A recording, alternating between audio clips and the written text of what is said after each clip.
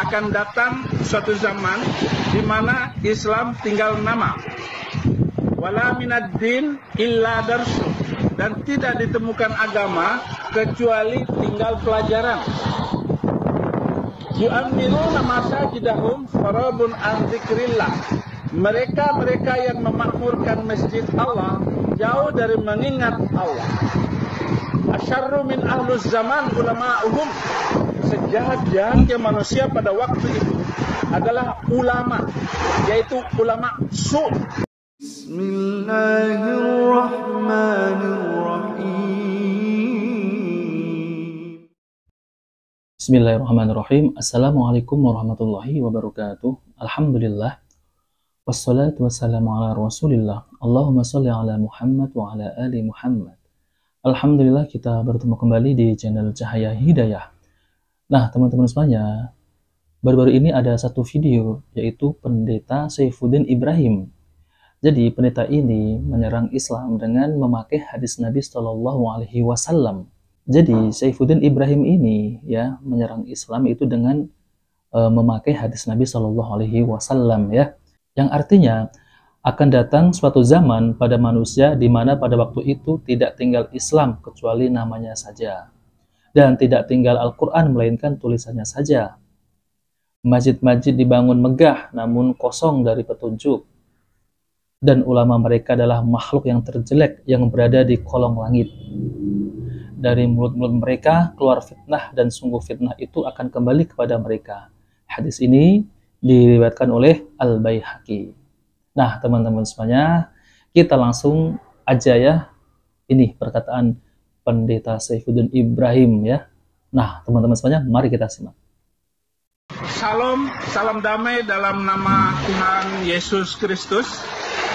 Satu peringatan zaman yang saya kutip dari Muhammad, yakti ala nasi zaman la yabqa minal Islam illasmu.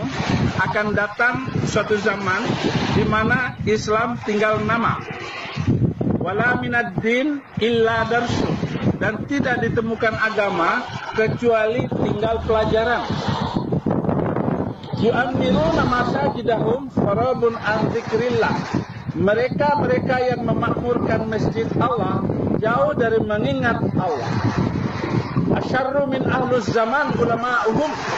Sejahat-jahatnya manusia pada waktu itu adalah ulama, yaitu ulama su', ulama busuk, ulama yang mementingkan perutnya daripada hati dan otaknya. Orang-orang yaitu ulama yang mementingkan nafsu, urusan bawah perut dan urusan perut. Mereka tidak beriman kepada Allah, tapi mereka menyimpan segala sesuatu untuk motivasi yang rendah, yaitu urusan perut dan bawah perut. Saudara, kehancuran Islam ini sudah di depan mata, dan saya melihat, dan semua bisa melihat bagaimana kehancuran bangsa-bangsa Arab hari ini. Mesir hancur, Libya hancur, berantakan semua, Syria hancur semua. Bahkan Arab Saudi sedang membunuh, melempar bom ke tetangganya Yaman. Kenapa? Kalau ditanya kepada kita semua, agama mereka, kitab suci mereka tidak mampu membuat mereka hidup toleransi dan damai. Keyakinan mereka tidak mampu membuat mereka mengasihi sesama. Tuhan sedang memperlihatkan kepada bangsa-bangsa, kepada suku-suku dan bahasa, ada satu warisan zaman, yaitu supaya manusia boleh hidup toleransi. Nah, teman-teman semuanya, kita sudah mendengarkan ya ucahannya dari Saifuddin Ibrahim ya. Jadi intinya dari video Saifuddin Ibrahim ini, mereka itu ingin menghancurkan Islam melalui dari hadis Nabi Shallallahu Alaihi Wasallam. Akan tetapi ya mereka itu tidak memahami tentang hadis ini Nabi Shallallahu Alaihi Wasallam. Jadi mereka itu ya menjelek-jelekan Islam. Tuh lihat coba tuh Islam sekarang negaranya hancur ya, saling bermusuhan. Kemudian Al-Qur'annya nggak dipakai ya. Nah, kurang lebih seperti itu. Jadi mereka itu semestinya tujuannya untuk menjatuhkan Islam. Ya, semestinya ya agama Islam ini adalah agama yang rahmatan lil alamin ya.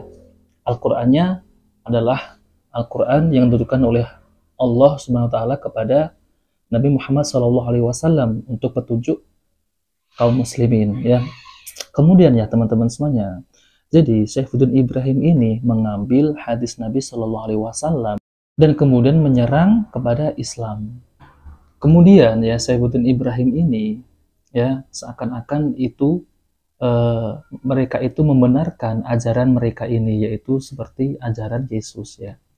Kalau kita tarik di zaman dahulu ya, siapa yang telah menjajah Indonesia ini ya, siapa yang telah menjajah negara-negara Islam, terus kemudian Australia, di mana itu suku aborigin, suku aborigin ya, di mana coba? Itu dihapus oleh orang-orang kafir ya. Jadi mereka ini ingin menyembunyikan kebusukan mereka. Kemudian mereka ini menuduh Islam adalah agama yang tidak benar. Nah, kurang lebih seperti itu ya teman-teman semuanya. Nah, teman-teman semuanya, jadi jangan sampai tertipu dengan kalimat-kalimat mereka ini ya. Semestinya mereka inilah yang penjajah ya. Jadi saya akan menjelaskan ya teman-teman semuanya tentang hadis yang dibawa oleh Saifuddin Ibrahim ini. Hadisnya sahih ya. Akan tetapi ya, dari hadis ini bisa diketahui bahwa memang ada ya sebuah hadis yang menyatakan bahwa di akhir zaman Islam tinggal nama saja. Maksudnya hadis ini adalah bahwa ajaran Islam tetap dipraktikkan ya. Tetap dipraktikkan. Jadi ajaran Islam ini ya ada saja yang masih berpegang teguh dengan Al-Quran dan As-Sunnah Nabi SAW dan dipraktikkan ya dalam kesehariannya.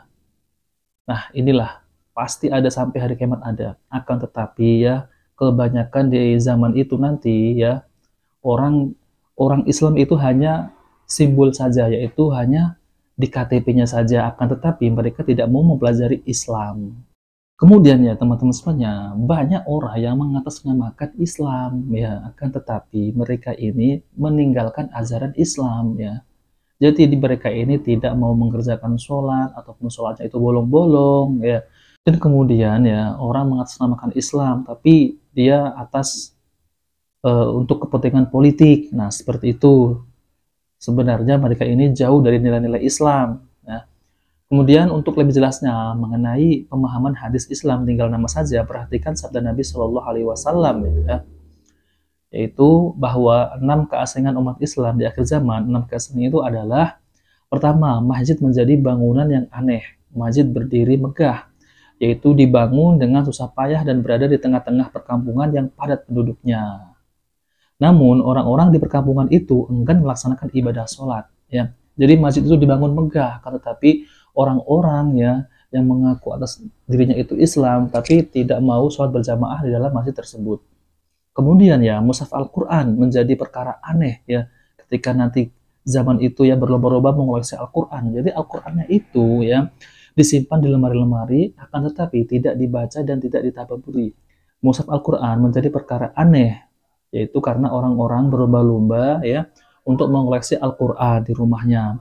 Mereka membeli Al-Quran model terbaru dengan harga mahal. Namun setelah berada di rumah, Al-Quran hanya menjadi simbol kebanggaan. Jadi kitab suci ini dipajang di lemari-lemari, di rak-rak, dan jarang sekali dibaca. Apalagi dihayati. Kemudian teman-teman semuanya, yang ketiga, yaitu banyak orang-orang yang berlomba-lomba menghafal Al-Quran. Namun sedikit sekali orang yang berlomba-lomba mengamalkan isi kandungan dalam Al-Qurannya. Inilah yang menjadi sebab ya. Cuma hafal, akan tapi tidak memahami isi kandungan dalam Al-Quran.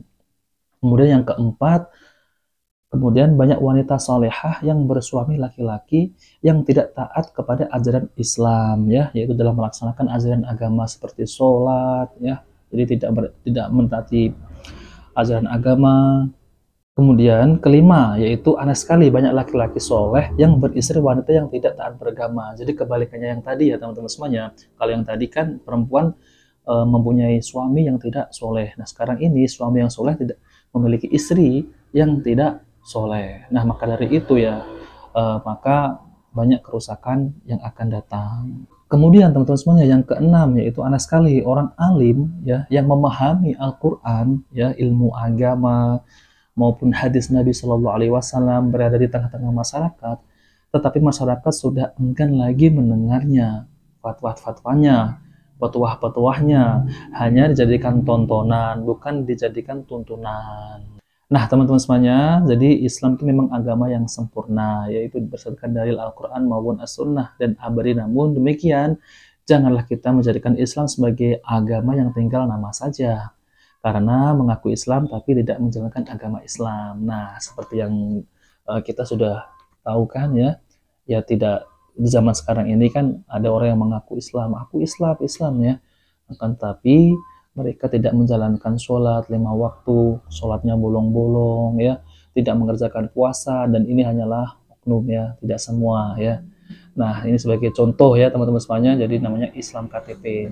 Nah, teman-teman semuanya, jika video ini bermanfaat, jangan lupa like dan subscribe di channel Cahaya Hidayah. Wabillahi taufiq wal hidayah. Wassalamualaikum warahmatullahi wabarakatuh.